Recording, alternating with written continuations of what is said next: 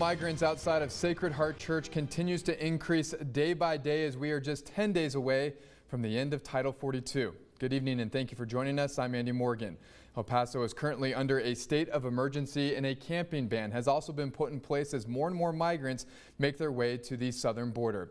KTSM 9 News reporter Shelby Kapp is live from South El Paso. And Shelby, where you are right now, are migrants still sleeping out there tonight?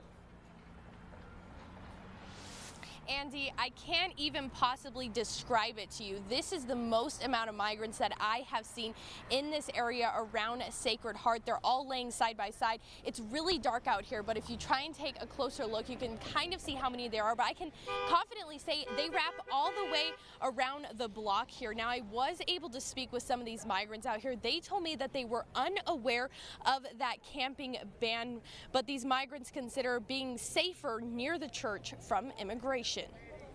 Churches are areas that, immigration law enforcement won't go into.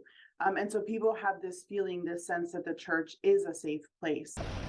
On Monday, migrants could be seen not only right outside of Sacred Heart, but all down Mesa in South El Paso, some even on the street. Technically, like the alley is not, doesn't belong to the church. And so people are still very much at risk being outside of the church facility. Also saying the camping ban could mean migrants removed from the area. The fact that they're sleeping on the streets, I think unfortunately could trigger the state law and they are subject to being, I think, removed. The city of El Paso confirming a case of chickenpox and bed bugs at Sacred Heart, but the city and county health authority tells the community not to panic. Some of these conditions might be just confined to these congregate settings, and it's not going to be spreading to the rest of the community.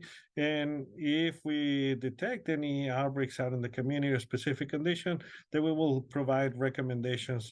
Some of the migrants outside of the church say this isn't their first time at Sacred Heart. One migrant saying he was here in December.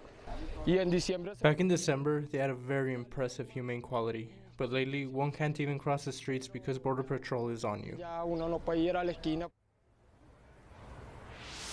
Now, we, of course, were out here in December and January when we saw migrants outside of Sacred Heart Church. Many more migrants out here now, but we've even seen some familiar faces. But under Title 42, DMRS did explain to me that there was no penalty for migrants when they crossed into the U.S. between ports of entry and then were expelled, and if they tried to come back, like we've seen with some of these people here again in this area. However, once Title 42 is lifted, then Title 8 is going to be used, and there will be penalties for the migrants under that.